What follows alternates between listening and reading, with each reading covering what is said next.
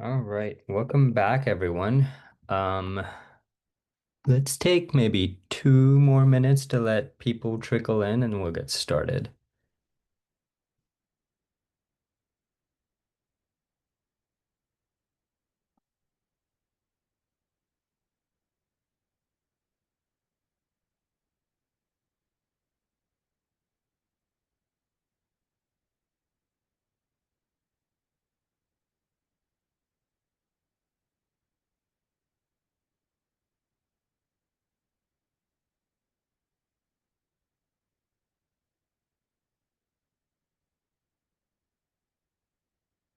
All right, we have a few more people joining. We'll just start in about 1 minute.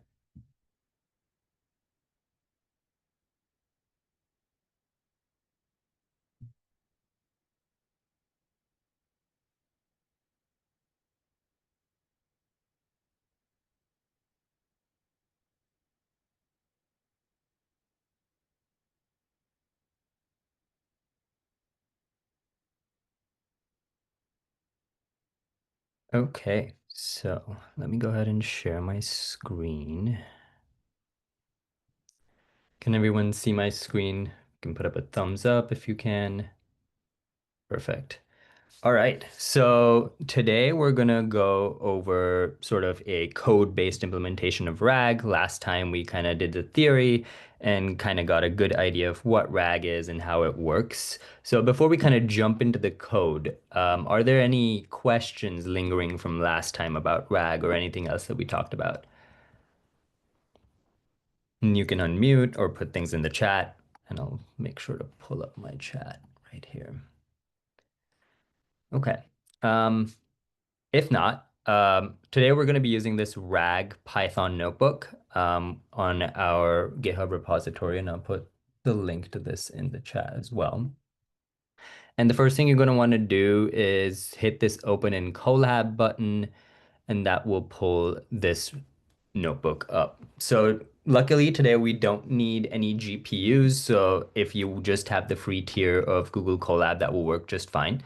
The one thing that you will need is an API key from either OpenAI or Gemini. I believe we had made keys for uh, the LLMs provided by Google a few weeks ago, but if you don't have this handy, you can go to this website and create a key.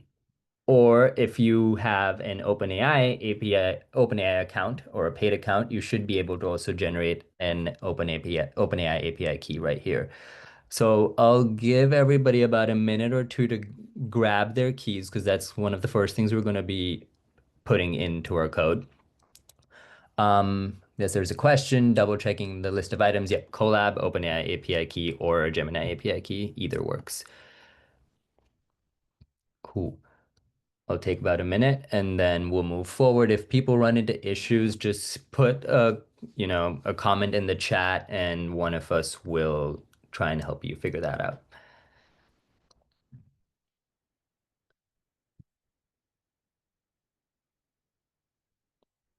All right. Looks like people might have their keys handy. So I'll get started. So quick overview of RAG again, just in case we missed a few things. So RAG is an architecture that enhances LLM's knowledge by providing them with relevant information that is retrieved from external sources. So this enables us to not have to solely rely on the model's internal knowledge, which can be very helpful because if you're using, say, a smaller local model, you can make that local model a little bit more better by just giving it more information using RAG. And basically, RAG is looking up information and then hands that into the model into its context, which generally improves accuracy and reduces hallucinations, especially when dealing with, niche concepts like internal documents at your company. The core workflow is basically ingestion, which is loading in the documents and splitting them into manageable chunks. And we'll see a few strategies of how we can split these chunks up intelligently. Then embedding those chunks, converting them into those numerical vector representations that kind of capture their semantic meaning that can be searched. Then's the retrieval step, which is where we find the most relevant chunks based on the user's query. And we'll also take a look at some really advanced, cool ways of enhancing this part of the process. And then finally, generation, where we use an LLM to inform the model's response. So, throughout this notebook, we will build a comprehensive RAG application, which will have memory involved, and we'll also build a few advanced RAG applications, just to kind of give you an idea of how relatively straightforward it is to build these pretty complex tools. We'll be primarily using LangChain and LangGraph, and yeah, we'll focus on conversation memory and basically interactions across multiple steps. So, LangChain is basically a Python framework, but it's also available in JavaScript, I believe. It's basically a framework that's designed for developing these applications that are powered by LLMs. It provides a very standardized interface for working with these LLMs and has pre-built components that can be assembled to create really sophisticated applications from just simple, conversational agents to really complex agents that can go out and do something for you or run code. All of that can be built using primarily these two packages. And so there are several core components of LangChain that we'll all see. So LangChain core just has like the base abstractions and the foundational components that just make the package run. There are a lot of integration packages, for example, LangChain OpenAI or LangChain Anthropic, LangChain Google AI. And these are just lightweight packages that they've developed that provide very easy access to the APIs for these models without us having to actually learn those APIs. LangChain itself has those higher level components like agents, retrieval strategies, chains, which we'll see. And then there's LangChain Community, which consists of all the third-party integrations. So this would be vector stores provided by Google, Facebook, um, and other embedding models as well. And then finally, LangGraph is the orchestration framework that kind of takes all of these components and makes them into sort of these production-ready applications. We won't get to actually building like a proper UI, but in this notebook, you'll basically see how easy it is to kind of just create the back end. And then for most of these applications, creating a front end is really only a couple of lines of code. So time permitting, we'll kind of take a look at that as well. So the first thing we'll need to do is install these packages. This will take a few seconds. When you first run this, you'll get a warning that it wasn't authored by Google. It was authored by me, so you don't have to worry that we're going to be downloading suspicious things. Um, so we'll go ahead and install these packages. Most of these should already be in there. If you do run into an error while installing these packages, do let us know and we'll try and fix that. The next thing we're going to need is our OpenAI API key or our Google Gemini API key. I'm going to go ahead and provide both of mine so we can see working examples of using LLMs from both of these providers. So I'm going to put in my OpenAI API key and my Google Gemini API key. All right, and that's all it takes. Now these keys have been saved into sort of the environment. So whenever we call models from OpenAI or Google, it will always grab our key and we don't need to always pass in our key or actually write it in our code, which is bad practice. So this kind of hides that and ensures that we don't expose our key anywhere. So working with LangChain provides a very consistent interface for working with different language models. It's all the same no matter which provider you're using. So you import a couple of things. So init chat model, which is initialize your chat model. And then you need a human message and a system message. So the model is basically initialized by just saying init chat model GPT-4o is the model that I want to use. You can change this to GPT-4o mini or any other model that you have access to via your OpenAI API key. And you just need to say that your model provider is OpenAI. And then you need to pass in some messages. So the first message is sort of a system message to sort of prompt the system prompt for the model. And I'm just going to say translate the following from English into Italian. I'm also going to give it a little bit of instruction saying provide no additional text so that it doesn't say, of course, here's the translation, and then a translation, because models tend to do that a lot. And then the human message, which is usually the user query, is just going to be hi. And it's very simple to actually get it to run. You can save the response to something, or you can just call it just say model.invoke, and then just pass in this messages list that you created. And then you can just print the response. The response usually looks okay. So first we'll see it says ciao, but to kind of get an idea of what the response we're actually getting, it kind of looks like this. So you have your AI message, which is the actual response. So that's the content. But there's a lot of other things here that can be pretty useful when building applications. So, you can see the number of tokens being used. I put in 26 prompt tokens. The completion tokens were three. So ciao is just three tokens. So the total tokens is 29. So this really helps me keep track of my token usage, among other things. Similarly, if you don't have an OpenAI API key and you're using Google today, exactly the same thing. You just say init chat model, you give it a Google model instead, and you just say the model provider is Google Gen AI. And that works just as exactly the same. You don't need to change a thing, you just need to swap out the model. And the only code that changed here was model changed to Google model.invoke. So pretty simple. Now let's take this a step further. So prompt templates, we might have seen some of this before, but prompt templates are a very powerful concept in LangChain and just working with LLMs in general that helps structure the inputs to the language models. They also help us create sort of reusable prompt patterns with placeholders that can be filled in dynamically, which makes making applications very straightforward. So first, I have a system template. So I'm just going to say translate the following from English into language. So when I'm putting that into these curly brackets, that just means it's going to act as a parameter. Right now, this is just a string. It means nothing.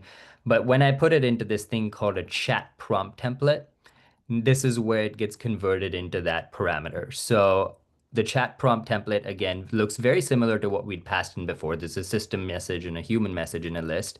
Chat prompt template is basically doing the same thing. We're passing in a system message using the system template, and then a sort of user message, which is just taking in text as an input. So we can use the prompt template to create this specific prompt. It'll fill in the blanks for us. So we can do prompt template.invoke. Very similar. We did model.invoke before to make the model run. If we want the chat prompt template to run, we just use invoke again. And we say the language is Italian. So this will get filled up with Italian and the text is hi. So this is the user's query that gets filled in right there. And then you can print the prompt. I'm going to run this real quick. And then we can see this is the prompt that got printed. The system message is translate the following from English to Italian. It filled it up. And then the human message content is just hi. Looks very similar to what we had right above there. And then you can just do again model.invoke prompt, and it just says ciao. If you are using a Google model, you would want to change this to Google model.invoke, and that'll work just the same. Any issues so far in running this code or questions about any of this? Great. Awesome. So prompt templates, as you can see, become very valuable when building complex applications. You can add as many of these parameters as you want. It just requires you to kind of update the way that you're filling up the prompt template. But one thing that's currently missing from this system is something called memory. So if I were to, have given the model my name here and then in a second turn asked it what my name is, it won't remember it because it doesn't really have a mechanism to keep track of the conversation. And we can see that right here. So here I'm just doing model.invoke saying, hi, my name is Umang, and it says, hello, Umang, how can I assist you today? And then I go ahead and say, what is my name in another one? And then it says, oops, yeah. And then it says, I don't have any personal information. So clearly it didn't save that stuff. So to create a proper conversational agent, essentially, we need to implement something called memory management, and this is where LangGraph comes in. So LangGraph, as I said, is this sort of framework that is designed to build multi-step workflows for LLMs. It uses a graph-based approach. You don't really need to know much about graphs at this point, apart from the fact that a graph has a node and edges between the nodes. And then there's information that can be passed over those edges from node to node. Question, when I open the RAG file in Colab, I cannot edit it. How do I open the Colab Python page in? Huh, you can't edit. it. Hmm. One thing you could do is you could just like save a copy of it in your own drive, and then this should just sort of fork it for you, and then you should be able to make the changes that you need to. Let me know if that works. Yeah, thank you, Dr. Bell. Um, so yeah, as I said, LangGraph is a combination of nodes and edges. Nodes sort of represent the individual steps that are happening in the process. Edges define the flow between these steps, and the state is basically the information that is carried between the nodes during the execution. So the key concept is this thing called a state graph, which defines how information is flowing through your application. So let's build a simple conversation agent. You can skip this. If you do have a LangSmith API key, you can go to langsmith.langchain.com, I believe. And there you can kind of, all of this tracking that was happening with your number of tokens and everything, all of that can be provided to you in sort of a UI dashboard where you can kind of keep track of them in a slightly easier way without you having to print it out. It just keeps track of everything easily. But we're going to skip that for now. We don't really need it. So the first thing we really need is to actually create that graph. So all I'm doing is saying new graph is a state graph, and I'm passing in this schema called a messages state. This is by default something that handles memory for us and handles passing memory for us. So the first function that I need to create is the function that just actually calls the model. So I'm just gonna say define call model. It takes in the actual state, which is the memory history. And then I'm just saying response model.invoke state messages. So I'm just passing in the message history and I'm invoking the model on that. And I'm just returning the response. And then the other thing that I'm going to do is actually create my nodes. So the first node is the edge, where I'm going to say that's the model. And I'm adding a node, which is just called call model. And finally, I just add memory to it. And then I compile it with the memory in there. So the only thing that I'm doing is passing in memory as this checkpointer parameter, and it takes care of it. I don't need to do anything else. I just define the memory here, pass it in here, and then compile the graph.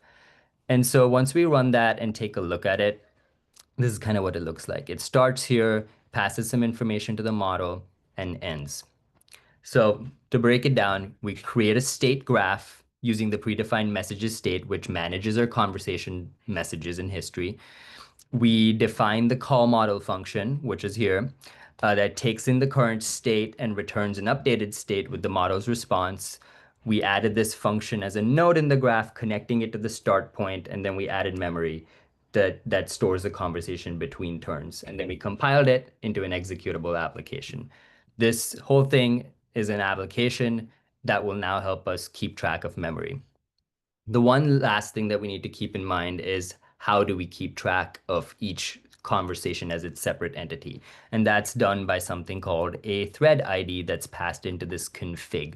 This is essentially just a dictionary where it has a configurable where the thread ID is whatever you want to call it. I just call it my first conversation. So I'm going to set that to my configuration. And then here's my query. Hi, I'm Umang. My input message, I'm just converting that into a human message.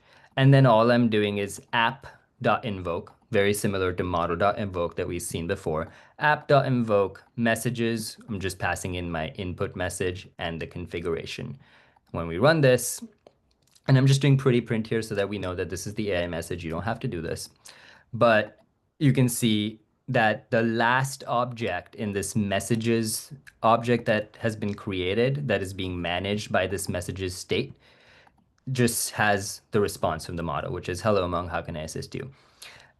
Now we can kind of do a sanity check. The model should remember that my name is Umang, so I'm just going to keep the same config, pass in the query, what is my name, convert it to a human message, pass it in, and then print out the response. And as you can see, you mentioned that your name is Umang. Is there anything else you'd like to know or discuss? So just like that, now we have memory. Now, what if I wanted to have a different conversation? I just changed the config. I changed the thread ID to a new conversation. I'm using the same query, what is my name as before. It passes through. Just do app.invoke again, very similarly. I'm going to run that. And then as you can see, it did not retain that information. So now we can see that this is how we change threads.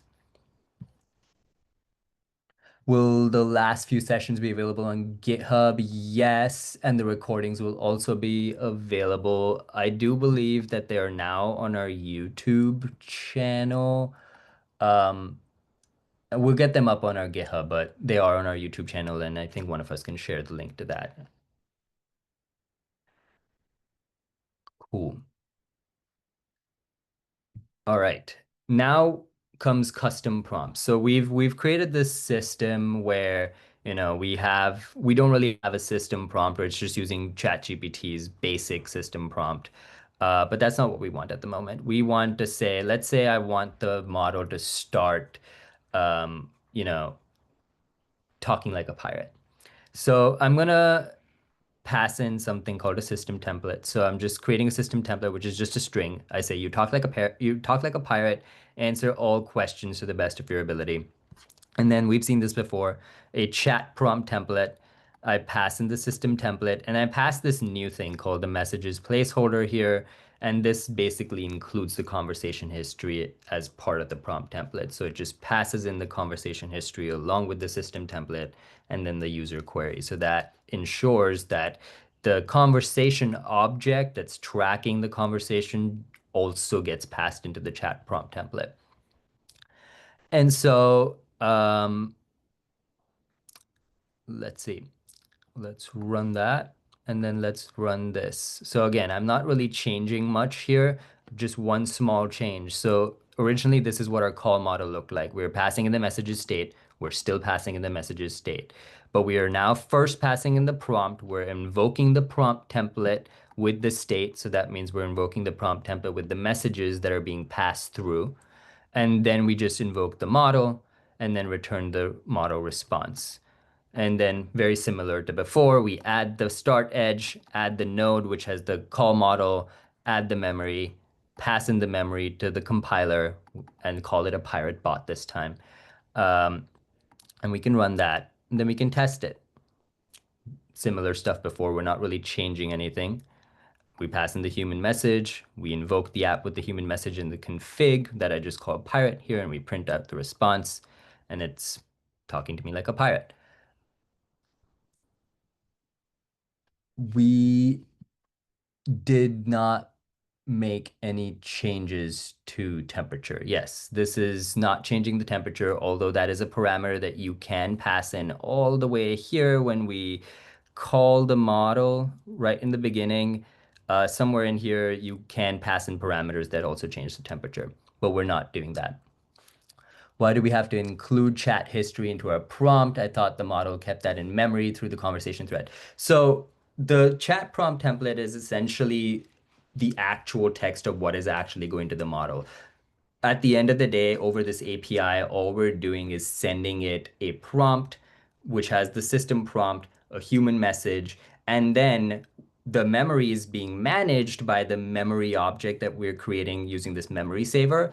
But what's actually happening is we're taking the memory and we're literally passing it in as a conversation history as part of that prompt that's going to the AI model. So over the API to OpenAI, all they're getting is the system prompt, the human message, the conversation history, and then it uses that to generate a response. So it's like doing something really simple on the back end. You could simply like, if you wanted to do this without using any of this, all you would be doing is, maybe creating a loop that saves every response to like a list, and then you're passing in that longer list that keeps getting history appended to it each time to the model again.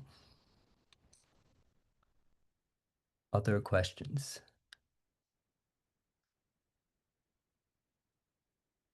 Cool. All right. So we can have more complex applications. As we saw, prompts can become more complicated. We can start passing in variables through the prompts. So here, I'm going to create a new chat prompt template that kind of looks like what we had before.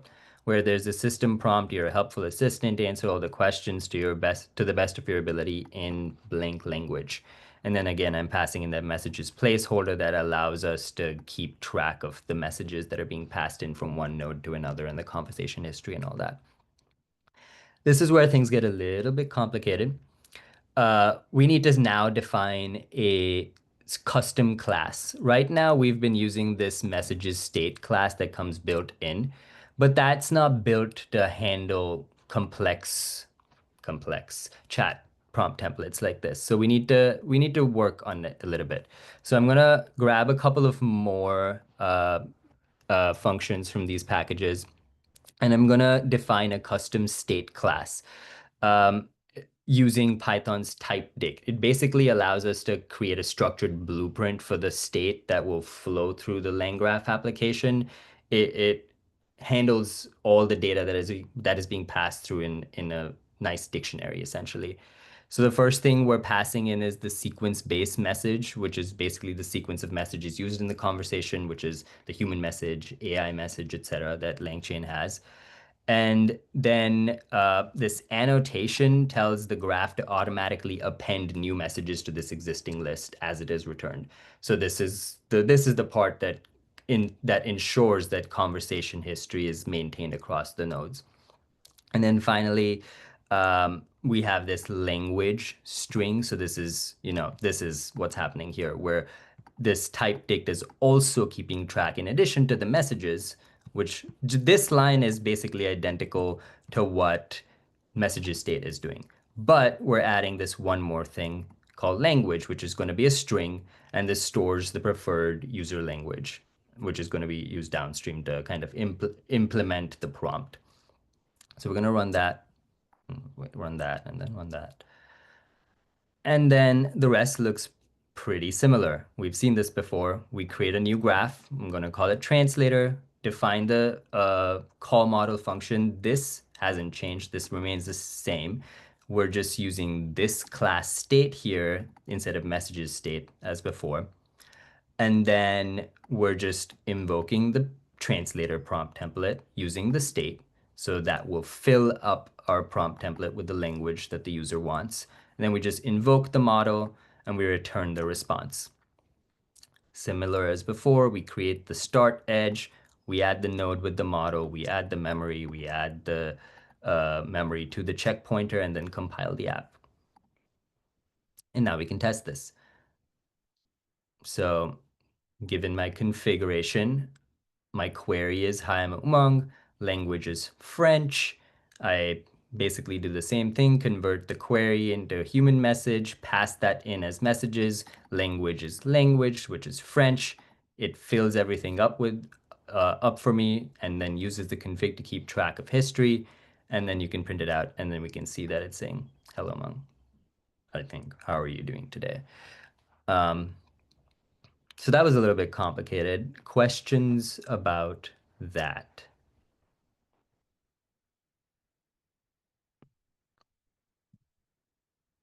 Okay. Question. I'm confused by what LangGraph allows us to do and how we can use the library when coding. Are we primarily using LangGraph to ensure the model can see and remember the conversation history, or is there an other purpose it serves? Yeah, so we haven't gotten to the RAG yet, but yes. So when we get to RAG, we'll start seeing how LangGraph really kind of puts all those pieces together of, you know, uh, embedding the data, retrieving it, sending it to the model, and then getting the response. So it puts those pieces together. You don't have to use LangGraph. LangGraph is a bit of a more complex approach. You could individually, do all of this. As we saw, we didn't have to use LangGraph for any of this at the moment, but as we start getting into more complex implementations and RAG and other things, it starts becoming more important that we keep track of what's happening at each step. And if we were to just throw all of the steps of RAG into one function that does RAG, it becomes a little bit harder to debug. It becomes harder to make updates. It becomes harder to track where your tokens are going. Sometimes if you just build a RAG app and you're not really keeping track of tokens, you might be, just accidentally getting in a loop and sending way too much information to the model more than you need to. So LangGraph kind of helps us put everything together and kind of keep track of what's going on. And as we'll see further, LangGraph also just makes it fairly easy for you to take your app and then modify it to make it even better. Because once you have this template, you're just kind of adding things to it. Okay, related question. As LangGraph will eventually move to a subscriber model, are there capabilities in LangChain, or does LangGraph provide necessary capabilities to build these agents? Uh, LangGraph provides everything. LangGraph and LangChain are both fully open source as far as I believe, and I haven't heard anything about them charging for this. The real cost really is in interfacing with these models and over the APIs. I think Langsmith, if you were to start using that to actually log and track everything, that might have costs involved. I'm not sure, but LangChain and LangGraph together kind of give you almost everything you need to build these kinds of conversational agents. When we start getting to more complex agents that we'll see next week, I think Dr. Bell can expand on that a little bit. Cool. We are at 12:30. All right. Cool. Let's just dive into RAG and then we'll take a quick break once we've built our first complete RAG system. Any other questions before we dive into this? Because this kind of covers, the basics of LangChain and LangGraph, and we'll be just kind of building on from here, taking what we've learned and just making it more complex. Cool. And feel free to also unmute and ask if something just in the moment seems a little too confusing. Cool. So now that we know LangChain and LangGraph, let's build this complete RAG system. So again, we're gonna build a system now that first loads content from a web page, splits it up into multiple chunks, creates a vector embedding for each chunk, retrieves the relevant chunks based on the user's queries, generates responses that reference the retrieved information, and then maintain the conversation context across multiple turns. And throughout that, we'll also talk about the need for good prompts and um, keeping track of what's really happening to your data as you go through the RAG stuff. So we're going to go ahead and load these packages. The only new thing here really is BS4, which is Beautiful Soup 4. This is what will help us actually grab stuff from the internet. Um, and then a couple of new things. We have vector stores. So from LangChain vector stores, we're getting the in-memory vector store. This is kind of like the most basic implementation of a vector store. It is not optimized to be super fast. It is storing everything in your like session memory. It's not sending anything everywhere. So it is local. Um, but it's, there's better implementations for vector stores out there, and it's really as easy as swapping out in-memory vector store for something like base. You could just kind of import that as well, and you could simply swap out that term with this term, and it will work exactly the same. You don't need to change anything. The only thing that does change from these sort of community packages like Face and Deep Lake and all these other embedding or vector store providers is maybe some of the like internal arguments on how they're processing the information, but most of the times you don't even need to play with those. They kind of just do their own thing and you don't really need to change anything. So, um, all right. So the first thing again, we're gonna load our model. We don't have to run this. We've already done this before, but I'm gonna run it anyways. If you are using the Google API key, just get rid of that and put a hashtag right here. You've commented this line out and uncommented this one. So now this will switch you to using the Google models instead. But I'm going to go ahead and run this. So what we've done is we've gotten our LLM, and then we're getting our embeddings model, which is also using OpenAI embeddings. I did not think about this. If you don't have an OpenAI API key, this is something you won't be able to use. Unfortunately, these are embedding models from OpenAI. So if you are using Google, Dr. Bell, does Google have like a Google embedding model? Okay, yeah, go ahead. I think so. Let me see if I can dig it up, but yes, I think so. Okay, so we'll get you that code real quick if you are using Google embeddings, Google models, but it'll be very similar. You would just probably this would change to Google embeddings instead of OpenAI embeddings. But anyways, we'll get that code to you in a second. But embeddings, you're just using OpenAI embeddings, and you're just saying the model is text embedding 3 large. This is sort of the default OpenAI model as well. So you could just not put something in here and you'll get the same one. And then you're just creating that vector store as well, and you're just passing in the embedding model so that the vector store knows to use your embedding model. So I'm going to run that real quick. And now we're going to load and process our web content. So the loader is a web-based loader built into LangChain. You just provide your web path, and then you add in some additional arguments. These are beautiful soup arguments, and they just kind of grab the content of the website, the title of the website, and any headers. So, and that's it. The loader does all the work. It grabs all the information for us, and then you just save them to a documents object by doing loader.load. And then you define your text splitter. Here we're just going to use the most basic text splitter for now, which is the recursive character text splitter, where basically you have a chunk size, you have an overlap between the chunks, and it's just using characters, and it just uses that same format to chunk it up into how many ever chunks of a size 1,000. And then we use that text splitter as just text splitter dot split documents, pass in your documents. And then all you need to do is those splits get added to your vector store. You can ignore this. This is just kind of saving it to some like null object so that it doesn't print out what it prints out every time it adds stuff to a vector store. It's just sort of for cleanliness. And so you just do vector store dot add documents and then pass it your splits.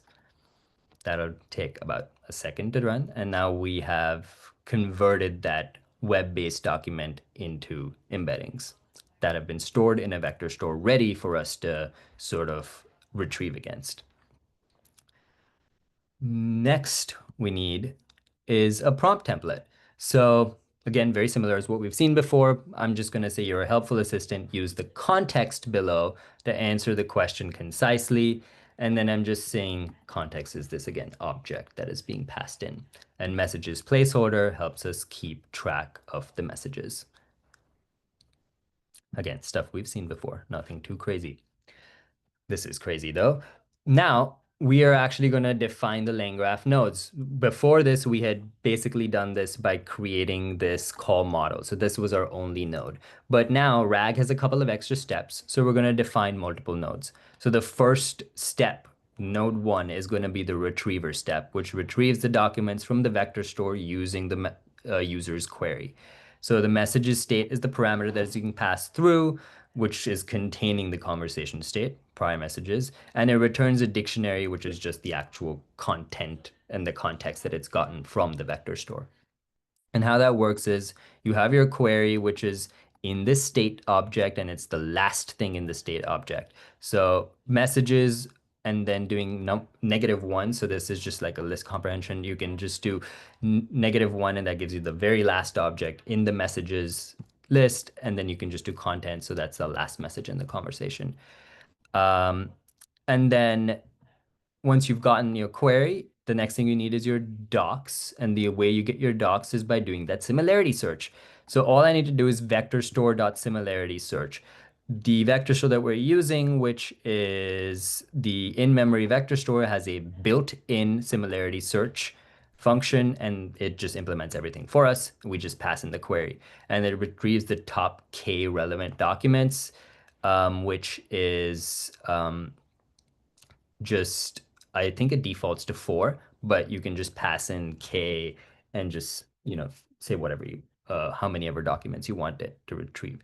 The only thing to kind of keep in mind here is that the number of documents that you retrieve will be something you have to think about if you are using a model with a smaller context length, because this is literally verbatim being added into the prompt that's going to the model. So you can't just, retrieve 100 relevant documents and then put it all in there if you have a context length of 8,000. Um, Similarly, if you had a lot of documents that you got, at some point, these are all ranked by relevance. So at some point, they'll start getting less and less relevant. And at that point, you're just providing the model with information that it doesn't need, using more tokens, and also increasing the risk for hallucinations. All right. And then we just concatenate the context with the prompt for injection and then just return the context. Oh, sorry. We concatenate the context with each other, so it's just like one context object, and then we return that context object. The next node is the generation node. This is going to look very similar to what we had before, but there's a few things that we need to keep track of. So there's the state, of course, we're passing in the messages state, which now should have the context, right? It has the messages from the user and the context from the retriever. So we're just going to do context state.get. Very simple. We take the state, we get the context, and that just retrieves the docs from the previous step. And then all we do is the prompt dot invoke, the context is the context, messages is the state messages, which is the full chat history. Um, and then the model, just model dot invoke with that prompt message, and you can generate a response via the LLM, and then you just return the assistant's reply. So we're gonna go ahead and run that. All right. Now that we have our nodes, now we need to build our graph. So very straightforward. We've seen this before. We take our graph, we build it using the messages state. Yep. And then we add a node, which is the retriever node. We add a second node, which is the generation node. And then we set the entry point, which is retrieve, because we wanted to start at the retrieval step. We add an edge, which is basically retrieve to generate. We add our memory. We pass in our memory as the check pointer, and then we compile that app. So we'll go ahead and run that. And let's kind of do a sanity check and see what this app looks like. Looks exactly like what we would hope. You start somewhere, the first step is retrieve. You take that information that you did in retrieval, you pass it to generate, and then we do our generation and then return the response. Question, are we usually retrieving top K relevant docs or top K relevant chunks? Is there a significant difference between the two? We are usually retrieving top K relevant chunks. We're calling it docs here because these are treated as these like little document objects. But these are chunks from that web page. It's not the entire web page because the entire web page is like one document. Um, Yeah. So the main thing would be, if you're returning entire documents, context length is obviously the issue there, but we're usually just returning chunks, not entire documents. I believe there is a way built into some retrievers that will just give you the entire document back. But I tend to not use that because that kind of defeats the purpose. And at that point, I just use a full, just long context, in context learning.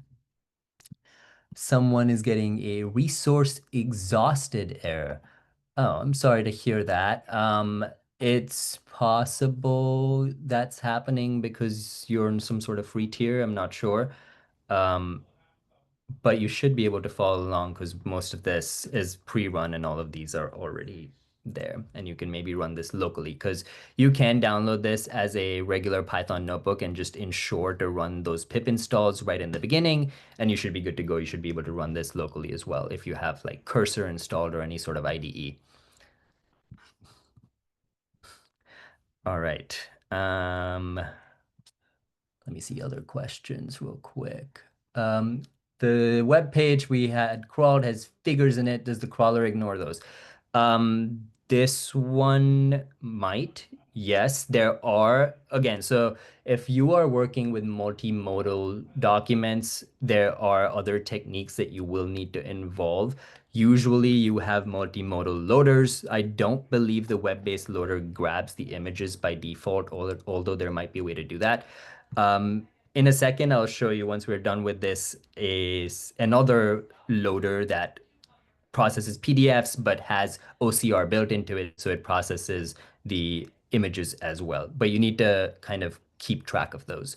By default, you're probably not dealing with images. All right. Other questions. How much does your choice of embedding model impact the overall process? Is there an approach to choosing the best one? Yes. So embedding models, for the most part, if you're building sort of a generic RAG bot that is dealing with documents that aren't highly complex or contain, very unique information, a regular embedding model like OpenAI's should be just fine. But imagine you were building a RAG bot that is dealing with documents that are sort of medical notes from the UMC.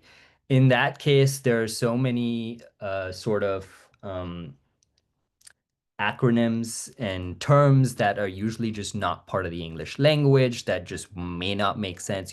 PT is patient everywhere, but they might have other terms for maybe codes or stuff at a hospital. Those kind of things become a little bit difficult to keep track of if you're just using a very generic embedding model. So generally, if you are working with really, unique types of data, you might want to reconsider the type of embedding model you're using.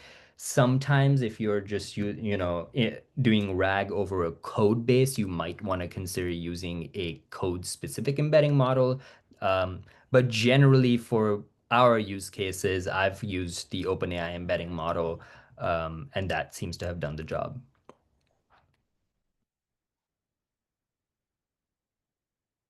All right. Cool.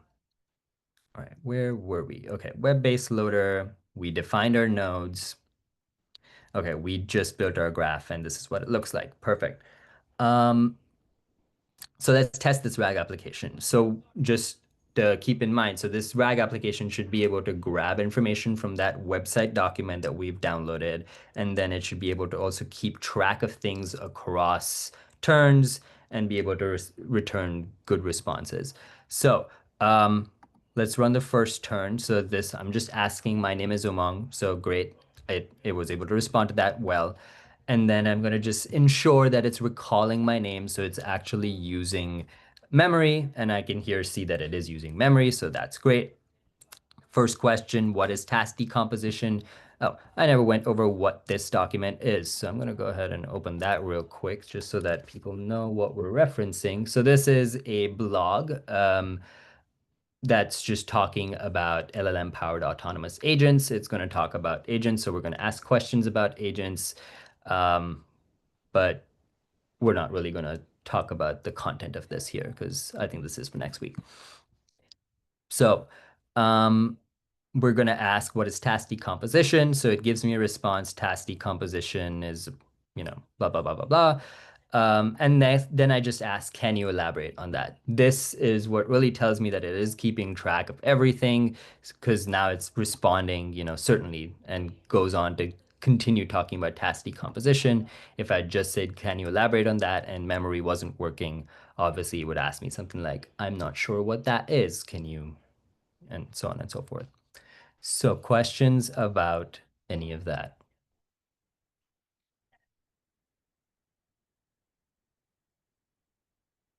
Cool. All right. We are almost at 50 minutes. So I think let's take a quick, maybe 10-minute break and we'll come back and then we'll talk about working with different types of data. We'll talk about other document types, text splitting strategies, and then we'll get into some advanced retrieval strategies that are really, really cool.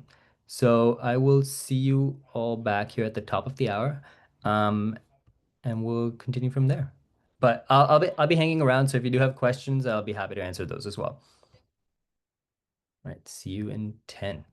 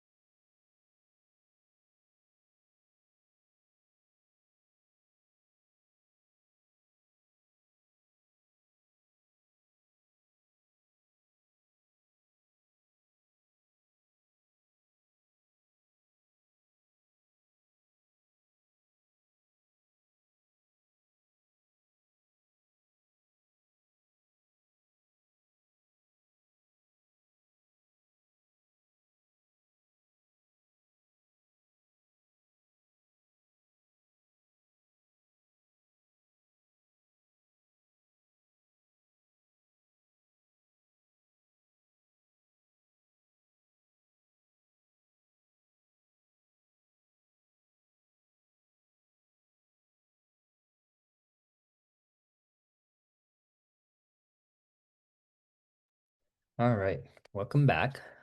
After that quick break, before we jump in again, are there any quick questions? I do see people are still running into issues with even using the Google AI embeddings with some sort of resource error. We will look into that and let you know a good solution.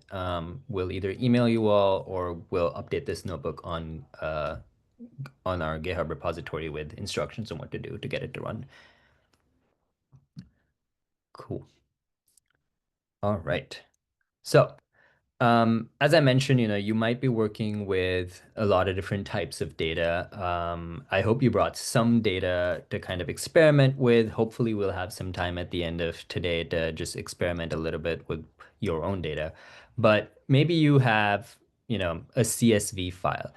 One thing to think about, the way that this is splitting up documents is it's literally going 1,000 characters this way and then splitting and then 1,000 more. Let's see where we established that right here. So all we're doing is, creating these 1,000 character chunks and putting some overlap between each chunk so that there's like some contextual similarity between them. And that's all we're doing. But you can imagine in a CSV file that could be problematic because a CSV file is essentially, the first line is headers and every other subsequent line is in the same format though, but comma separated just numbers. So if you were to just split it up even by just row, it would not make sense because row one has the actual information, and row two onwards is just numbers. So it starts becoming uninformative very, very quickly. So this is where different types of loaders come in. So LangChain has very nicely provided us a CSV loader, which does the heavy lifting for us. So you should have access to this. This is sort of sample data that is already built into Google Colab. But if you don't, you can come here, see if there's anything here. But if not, you can always upload your own data here and just put in documents for you to kind of work with. But I'm just going to use the sample data. So again, CSV loader, file path is sample data. There's a California housing training data set. Um, so I'm going to go ahead and I'm just going to do load and split and then print out the very first document object that's loader and splitter created. And as you can see, the page content is latitude, longitude, all the sort of actual column headers followed by values. And it also tells me that it's row one. There's some really, really good metadata. Similarly, I can go to document two, which is should be row two as it is. And again, it's retaining those column headers, which is very, very useful. And most of these splitters, when they are splitting up stuff, they are still keeping track of some amount of metadata. They'll keep track of maybe what page it came from, depending on the type of loader you're using, but it will always definitely keep track of the actual document that it came from. So if you had multiple documents in your vector store, it will at least, at the very least, be able to tell you which document that chunk came from, which can be very useful information. Um, there are other document loader types as well, as I'd quickly mentioned, PDFs. So most PDFs, maybe you have images in there, maybe you don't. But if you do have images in there, you also need to keep in mind that some OCR, which is optical character recognition, might need to happen. So here you combine the PyPDF loader, which comes from LangChain's community document loaders, along with a document loader parser, which is the rapid OCR blob parser, which will help you work with those images. So again, you just do PyPDF loader, you point it to the right place. This code is not going to work. This is just markdown text. And you can tell it, go page by page, and then the, format of the images, how you want to store them, and then you pass in the image parser, and then again, loader.load. And that will take care of images and your actual PDF. Similarly, JSON files have a very interesting format, and just splitting up a JSON by character would just never make sense. So you do need a specific type of loader for JSON objects. So again, very similar as before. You just give it a schema that you know your JSON format uses. You give it a file path, and then most of these parameters are optional apart from obviously the file path. But then again, loader.load, and then you've loaded your JSON files. One very powerful sort of built-in loader is LangChain's unstructured loader, which works with multiple text-only data types. So if you had a text file and a PDF and a Word doc and some other, simple text file, you could just use the unstructured loader, pass it in as multiple file paths in a list, and the unstructured loader takes care of it for you. It will load those documents as different document objects, and then you can go ahead and split them however you want to. Questions about any of those questions about maybe a strange data type that you have and you are trying to figure out how to load your information in.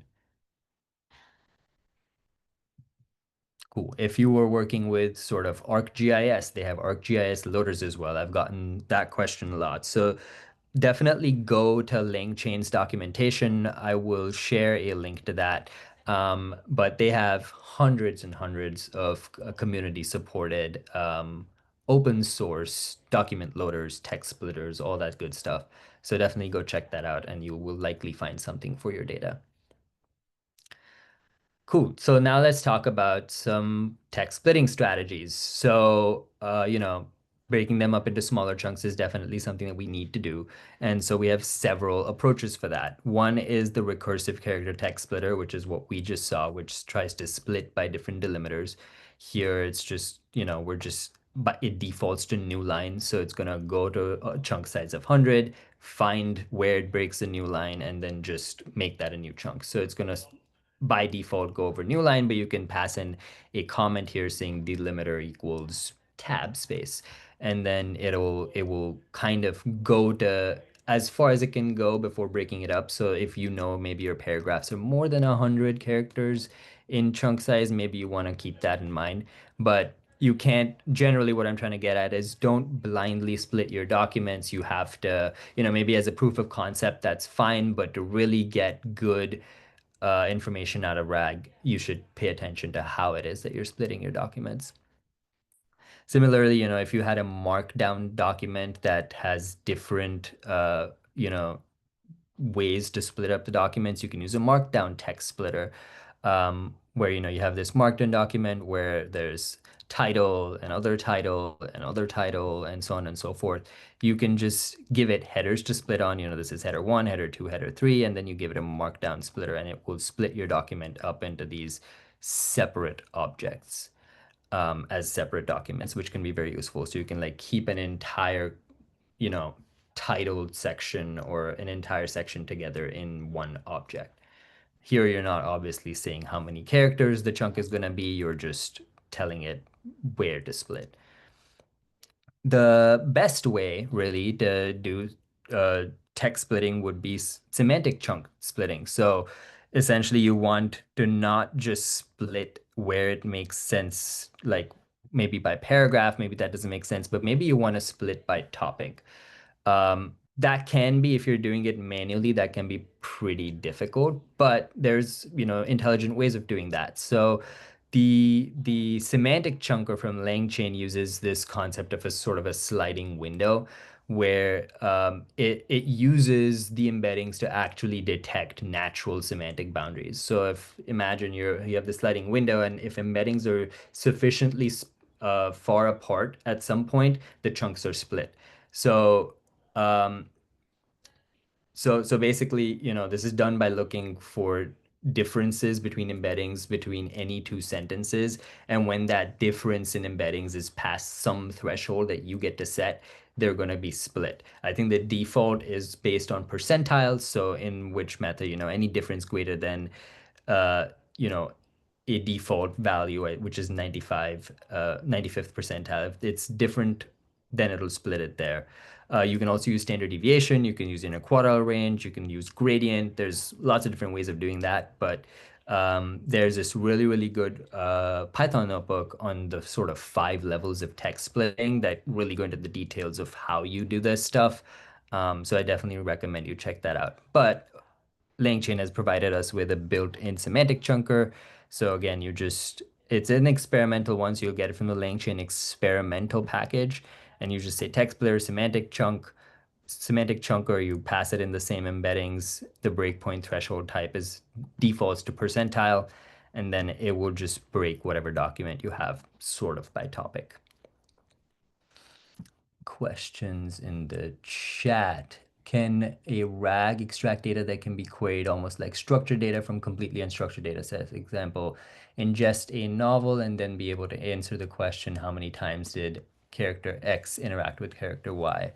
For that, you will need more advanced or complex methods. One that really comes to mind in something like that, because essentially what you're describing here is somewhat along the lines of named entity recognition. So you can do named entity recognition in a RAG sort of system where first, you generate these higher level, essentially summaries that go and do the named entity recognition and keep track of things like this that you tell it to. So, you can keep track of the number of conversations between character A and B, and then you can do RAG against that document instead. But yeah, for something like that, you would want to use a slightly more advanced method. But, another thing to keep in mind is if you have long enough context and you have, if you're only interested in maybe one chapter, you could just pass, chunks from that chapter in and try and do something like that. But if you really want to do this structured and, consistently, consistency is the hardest thing to maintain in RAG. That's when I would definitely suggest maybe do that first step of named entity recognition, get the data you need, and then do RAG against something like that. Yeah, using keyword and semantic. You can totally do that. I think I had briefly talked about keyword and semantic, like sort of a hybrid search. All those hybrid search strategies are part of the retrieval step. And LangChain has, again, hundreds of retrievers that you can use that will do sort of hybrid search for you or enable you to do, different types of retrieval. Yes, Python on 5 levels of document splitting. I believe yep, I will put this into the chat. And you can check it out there. All right, other questions? Cool. So let's talk about a advanced RAG strategy that I've used before that I find pretty useful and interesting to think about. So hide. So hypothetical document embedding. So this is an innovative approach that basically transforms the query of the user into a hypothetical document containing an answer. And this usually helps bridge the semantic gap between a user's queries and the documents in the vector space. Because, your documents in a vector space might contain very, very specific information. If you've done good chunking, your chunks are very focused and narrow, and a very generic query like, what is climate change? Can be hard to explain and hard to do a semantic search across because if you have chunks that are talking about specifically, sea level rise and greenhouse gas emissions and one other topic, and you just ask, what is climate change? The semantic search is going to maybe not be as good as you would want it to be and maybe not give you the right, or maybe not pull the right chunks. So this is where, creating a hypothetical document based on the user's query comes in. So let's see how that works. So we're gonna implement it from scratch. So again, import your necessary packages. Here we're gonna pull a PDF this time on a paper called Attention is All You Need. This is the paper that introduced us all to attention way back when, I think 2018. So we're gonna do some question answering against this paper. This chunk is just downloading that for you right into here. So if you go down to data, you'll see attention is all you need is here, but you can run this if it's not already there. For me, it's going to tell me you've already downloaded it. And then I'm just going to initialize the basic components, the vector store, embeddings, and the model. I'm still using GPT-4o for this, and that should be fine. Here, one thing I will say that I've noticed is when you are using maybe, more advanced retrieval strategies, it becomes a little bit all the more important for you to use a better model because the kind of things that you might be asking in general would be advanced queries that simpler models might just struggle with. And also the kind of information that is being passed from one step to another in Hide sometimes can be problematic when you're using a small model. And I'll show you exactly where that might happen. So first, we're just going to load and process the PDF content. File path is under data. Loader, we're just using the PyPDF loader that we get. We don't do nothing else to it. We're just going to simply use recursive character text splitting here, nothing too fancy. We're going to split the documents and save them to our vector store. So we've seen all of this before. I'm going to go ahead and run that. And that takes about 3 seconds. So here's where a good prompt becomes very important. So I'll read through the prompt real quick. So this is the hide prompt. This is the prompt that is telling the first step, the model GPT-4o, to actually create that hypothetical document. And this is where it becomes a little bit more important to have a good model that can understand these instructions and follow them consistently. So given the user's question, which is going to be the query that I'm going to pass in, generate a hypothetical document that directly answers the question. The document should be detailed and in depth. The document size has to be exactly 1,000 characters. I'm just doing that so that, you know, I don't make the document a little too long. I did read somewhere that they recommend that your hypothetical document size match the chunk size that you have. Not exactly sure why, but I have read that somewhere and then nowhere else once I tried to find it. But something to keep in mind. The things that I'm saying is, you must generate a hypothetical document if the query is about any of the following documents: transformers, attention mechanism, neural network, the paper itself, self-attention, and all these sort of topics that I know generally exist in my document or my set of documents. And my hope is here that, when I did the text splitting, I did it intelligently and I used semantic chunking. So each of my chunks will actually be talking about these topics in general. So the last thing that I include is if the user's query is a simple conversational question like hello, or what is my name, or how are you, or any other introductory text, just return the query as it is with no other text. You'll see why this becomes important in a second. Um, and then I have a second prompt for the actual final model that is actually going to generate the response for me, where I'm just going to say you're a helpful assistant that answers questions about the paper. Attention is all you need. Use the context below. Context will be passed from whatever the hide prompt gives us. Use the context below to answer the question concisely. If the question is about the user's personal information, like their name, use the conversation history to provide accurate responses. And then I'm just passing in the context and the messages placeholder so that things get passed. Here, I'm not passing in a messages placeholder because in the hide part of things, I really don't need there to be, any conversation history. All I really need is a query. So I'm not passing that in there. So that saves us some tokens. So it becomes important to think about, when you're passing in things and when you're not. The next thing obviously we're going to need is a custom class because now we're passing in a lot of things, right, from one place to another. So I'm creating a custom state, calling it custom state, which uses base model from Pydantic, which basically provides automatic data validation, serialization, and basically improves error handling. It will ensure that whatever is being passed into this class is checked. And so if, messages is something that you're not expecting, it gives us a error message that is helpful rather than just error. Um, and then into this class, I'm passing in messages, which is a list of items, and then I'm passing in the hypothetical document. I'm just saying it's optional, but it's a string. And I'm saying it's optional because I'm not going to want a hypothetical document every time. And then the context, which is also optional because I might not have context every time. And you'll see exactly when. Questions about this so far?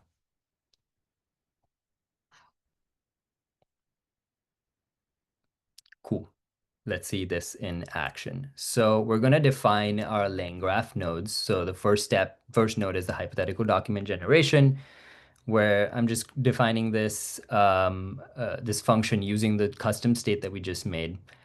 And we're passing the query, we're passing the prompt text from the hide prompt, we're formatting it, we're filling in the prompt with the query, and then we're generating a response. And then we're just grabbing the hypothetical document. I'm just printing it here as sort of a sanity check just to make sure what is being generated, and then returning that hypothetical document. Then I create the retrieval step. This is the second step where we take the hide query. That's the first thing we need.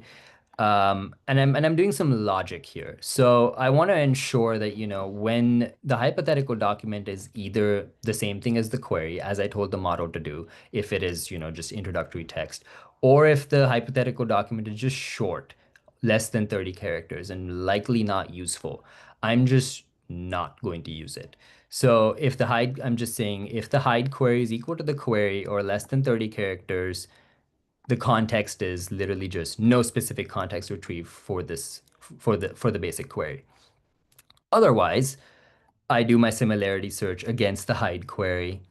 I and my context, I just join all of that. So this is my response from the similarity search. I join all of those together, print those out just again as a sanity check, and then return that context. And then finally, step three is generation, where I have the context. I'm just doing state.context. It's the same thing that was generated here. And then the prompt, I invoke the prompt again with the context and the messages with the full chat history, and then invoke the model and return the messages. Questions about that? Okay, let me make sure I just ran all of these. Yep, I ran that. I'm gonna run this, this, and this. Cool. Now let's assemble this RAG pipeline with hide. So again, builder is a graph using the custom state. I add the first node, or well, I add nodes. There's a generate hypothetical document node, there's a retrieve node, and there's a generate node. And then I set the entry point to the generate hypothetical document because that's step one. I add the edges because I want to go from generate hypothetical document to the retrieval step, and then retrieval to generation step. It'll automatically end it after the generation step. I pass in my memory as a checkpointer, compile my app, and that's all. Let's take a look at the app. So we start here, we generate the hypothetical document, we go into retrieval, we generate something, and then that's the end of it. Questions about that?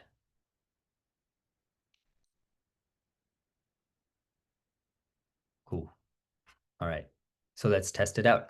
So again, passing in my configuration, my thread ID is hide rag, and my first user message is just my name is Umang. So I'm going to go ahead and run that.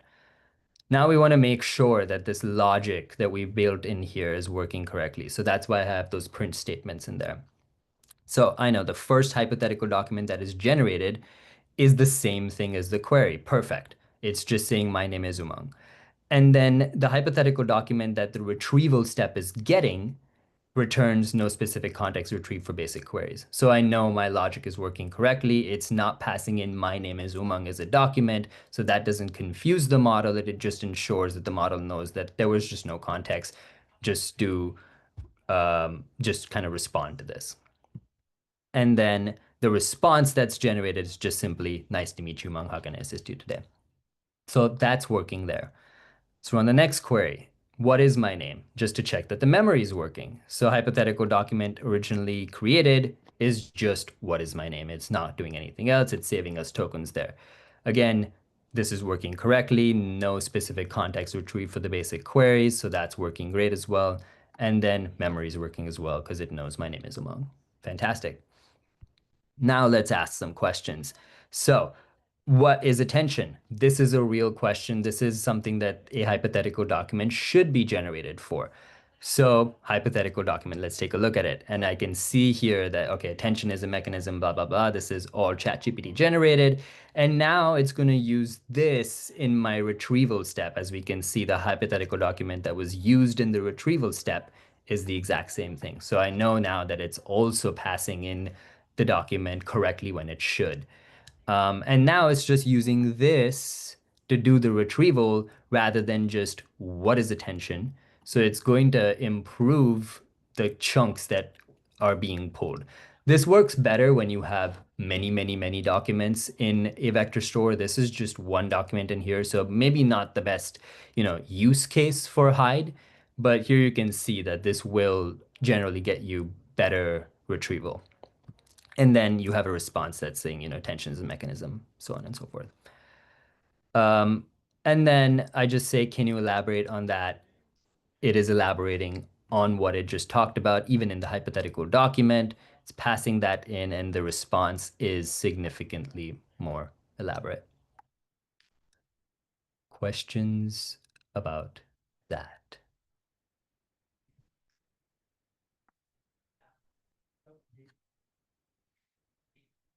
Awesome. Okay, cool. So that was sort of the end of the code. There's a few more advanced RAG techniques that I want to go over real quick. But then after that, I would love for us to maybe take 20-ish minutes in the breakout room and for you all to try this out yourself. Grab documents that you're interested in, grab the code that we have here. You can just go in and change this code, run it yourself. Hopefully you can. Um, and then just see how these techniques work for your documents. Maybe try and compare how hide works for your documents versus just simple RAG versus just, throwing it into Chat GPT and the responses you get. It'll kind of help you think a little bit about, with the documents that you have, when should you use RAG? When should you not?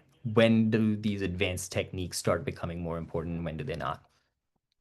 So before we kind of get to that stage, there's a two or three more RAG techniques that I want to quickly mention. Hype, which is hypothetical prompt embeddings, basically has a different approach at query enhancement. It pre-computes hypothetical prompts during indexing and then transforms retrieval into sort of a question matching task. So, you know the types of questions that your users are going to ask. You pre-compute the answers to those questions. And instead, when people come in with questions, you are actually doing retrieval against responses to questions rather than documents as a whole. This does front load a lot of sort of the processing of your data. It takes away from, your users needing to have an OpenAI API key because you know, semantic search does not need an API key. Semantic search is just math.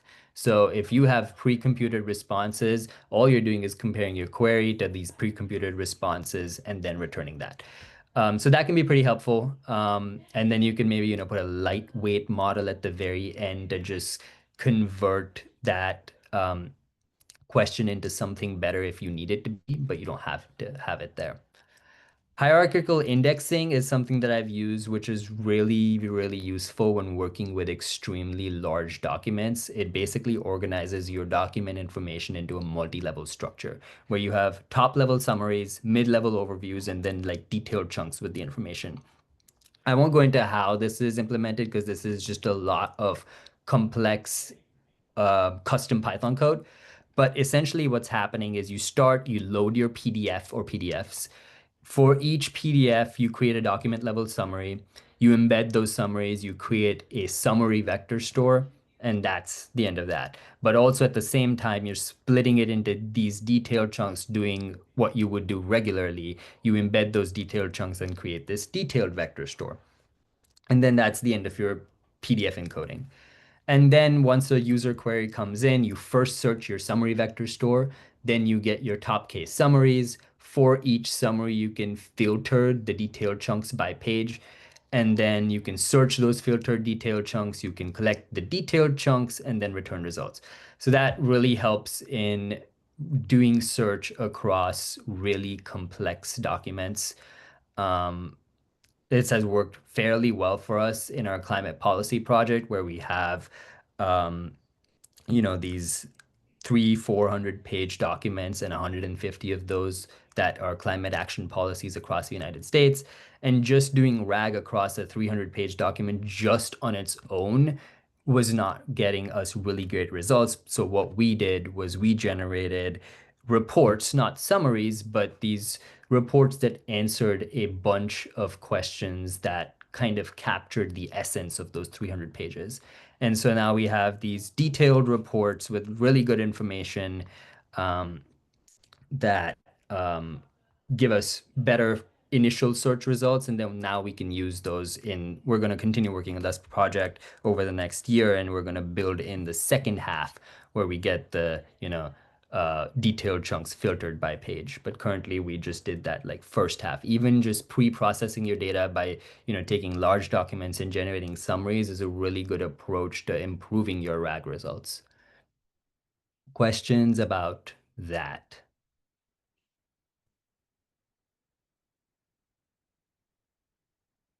All right. And then finally, I have to mention this graph RAG is sort of being talked about a lot. It's a really advanced question answering system that combines the power of, graph-based knowledge representations with RAG. It basically processes the input documents to create a knowledge graph, which is then used to enhance the retrieval and generation of answers and queries. Um, it kind of combines graph theory with machine learning and NLP to to really give you robust responses. However, one thing to mention, of course, is graph RAG is not easy to implement. There aren't many, at least I don't believe that LangChain yet has some sort of out-of-the-box graph RAG implementation.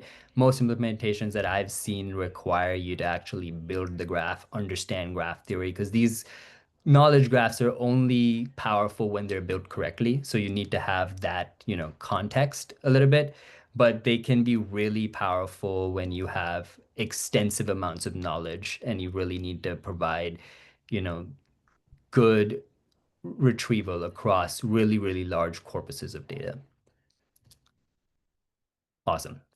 So that's kind of a really rapid run through to really easy implementations to complex implementations of RAG. Before we kind of jump into about 20-ish minutes of breakout rooms to try this out on your own, are there any questions about RAG, what we've seen so far, anything at all?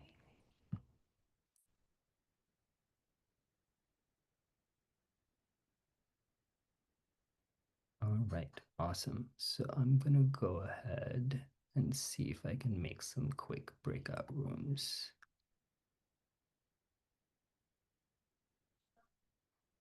All right, I'm gonna assign them automatically. And then let's see.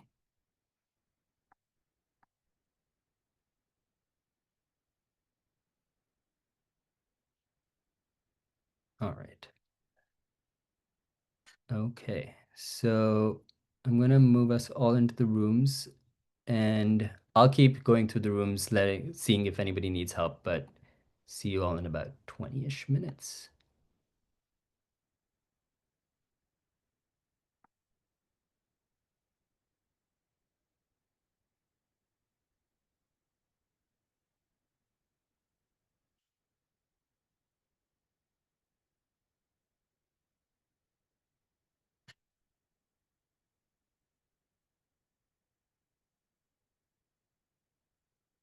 And let me know if you're having issues getting into your room. You should be able to, you should have gotten a pop-up at the bottom. Um, if PDF HTML docs have graphs, can a RAG model be effective? It can, but you'll have to, so Faisal, your question, yes, but you will again need to use some advanced uh, definitely splitting strategies and document loaders for stuff like that.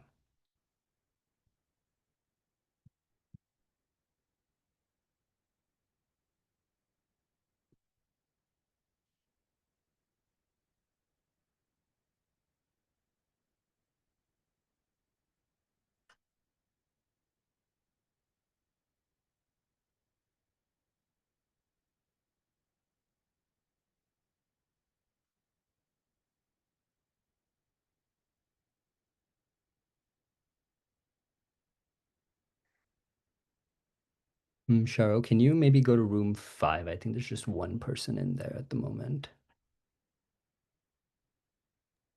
Sure. I was just quickly checking on this Google generative AI thing. I think it's Oh yeah, why is that not working? I think it's just the name of the model. Oh, is it? Okay. Um, just want to verify that. Just right quick and I'll hop in there. Sorry. Okay. No, you're good.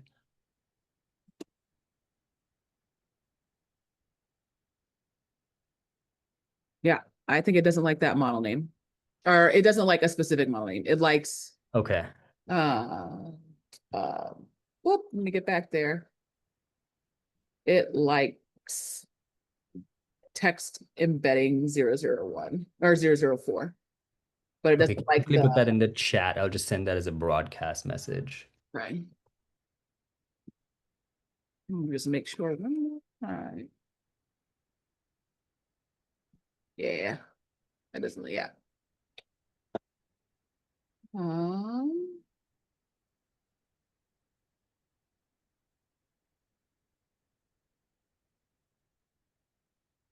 symbols.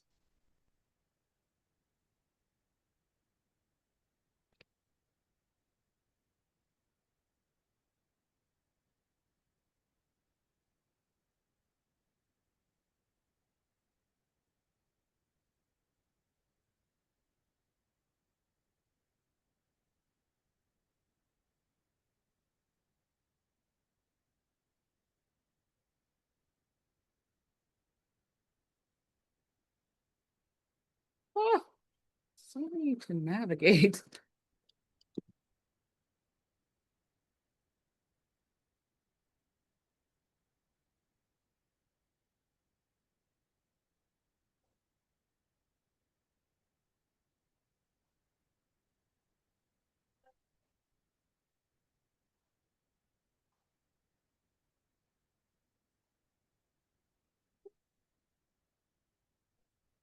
I don't, okay. Okay, perfect. Thank you. Mm-hmm.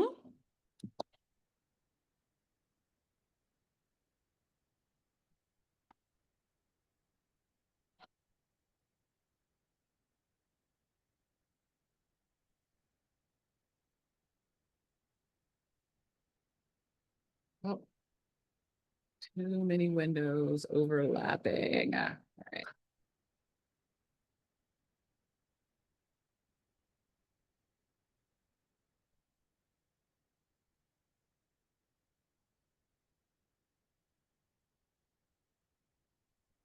Oh, perfect.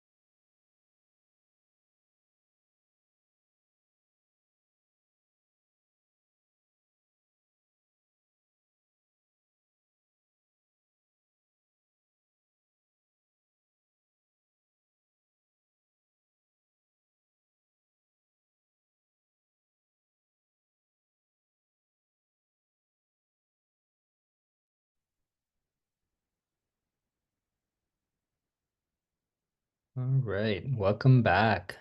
Hopefully, some of you were able to get the code running with your own data and would love to see what anyone came up with. Anybody willing to volunteer to just share what they did, what they were able to do, or issues they ran into? Lily, I know you were trying to get it to run with your documents. How did that look? Okay, I'm gonna share if you want, just quickly. And Yeah, sure, go for it.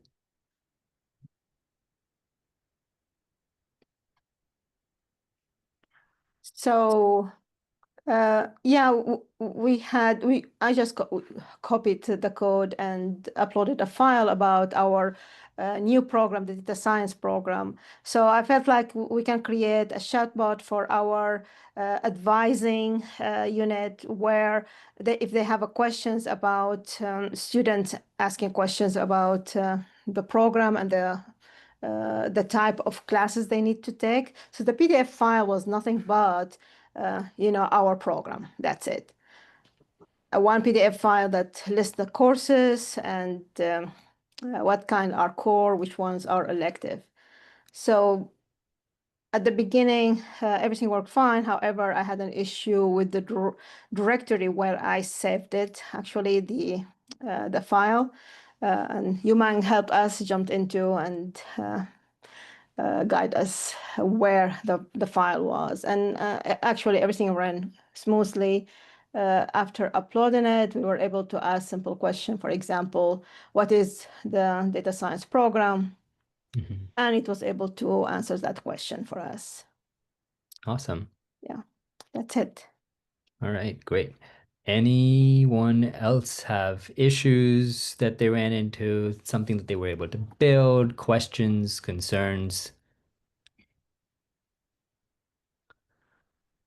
All right, if not, there's one last thing I'll share. So, at the very end of this notebook, I link to another repository. This is a really, really great RAG repository that's been keeping track of all the advanced techniques that have been going on. So some of what you saw today is in here, although the implementations might look a little bit different because they've actually built in some helper functions into this repository, which kind of even make it even easier for you to kind of use it. So they've just built, the call model function so that you don't have to individually build those. But they have code for all sorts of things that we also weren't able to get to. There's stuff for hide, hype. There's, semantic chunking, fusion retrieval, things that we didn't quite get to, multimodal RAG. One thing that I will mention is multimodal RAG support in LangChain is a little bit limited at the moment, although they are coming up with new implementations. But keep an eye out for those in LangChain as well as here. Here, I believe they're using multimodal RAG with a completely non-LangChain implementation. But you can go ahead and check that out. All of these are Colab notebooks that you can take a look at, which are really well documented as well. Some of this will look familiar. Um, but yeah, definitely go check this out. Super helpful. Really helps me keep up with all the latest advancements. There's also GraphRag in here, which you can go check out. But yeah, happy to answer any other questions about the code, about stuff that we've talked about today. But yeah, thank you. There's a question. Yes, I will post the link in the chat as well for that. All right. Right, we're a few minutes ahead of time, but yeah, let me know if you have any questions. Office hours start now for the next hour, and thank you, everyone. Wonderful. Thank you so much. Thank you. Thank you. Thanks.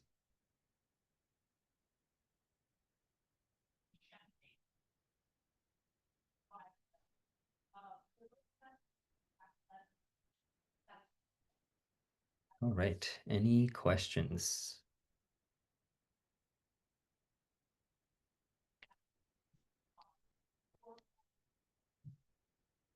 Could I ask a quick question about Absolutely. like using I was trying to use Llama through Olama on Colab, but I was having some issues. I don't know if my understanding of how to do it is right, but like I was trying to use the like free, I guess like Colab gives you access to a GPU to use, but like Olama makes it so that it runs locally on my computer. But I was trying to like establish a connection to like Colab services instead of doing it through my computer. And I Mhm. don't know, like I just didn't really fully understand how to run Llama specifically through Colab. So I just wanted to ask how I Yeah, so the best way to go about that would not be Llama, but actually Hugging Face. So you can actually download Llama weights to your Colab session and run it in your Colab environment. So you'll need a Hugging Face API key, and you'll need to, I think if you're trying to access the gated model on Hugging Face, you'll just need to, sign up for access to the model. But um, you should be able to use some of the code I think we saw from Miranda in week 1 to run Llama fully on Colab compute. Oh, okay, that makes sense. So Olama's just better if you want to do it locally I on your believe so. Yeah, if you want to run it on your like local hardware, you use Ollama, but if you want to use Google Colab, just use an API and pull the weights into your environment. Okay, that makes sense. Thank you. Cool.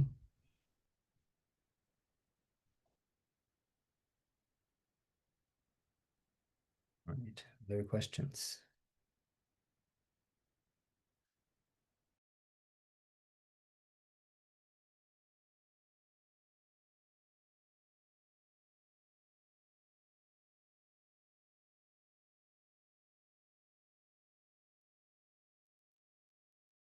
Sorry, Umang. I have very basic questions. Sure, yeah, go for it. Um, should I share my screen? It's just getting stuck. You might have some insights if I show it to you. Yeah, absolutely. One second.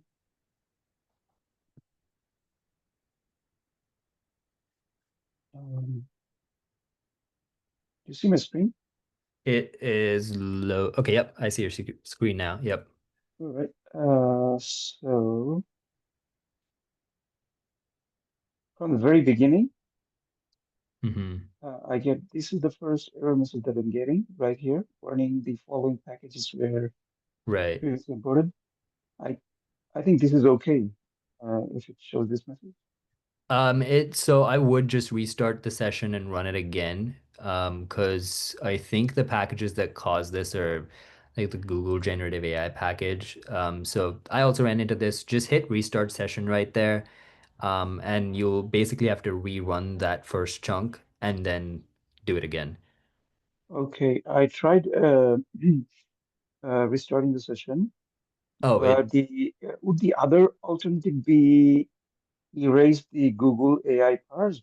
Because if go for I'm it. Yeah. Yeah, you can just, if you're not using Google AI, you can just get rid right, of that. okay, I I'll have try no that. idea why it Okay, gives that error. and then when I try the second stage, set up environment variables, Yeah.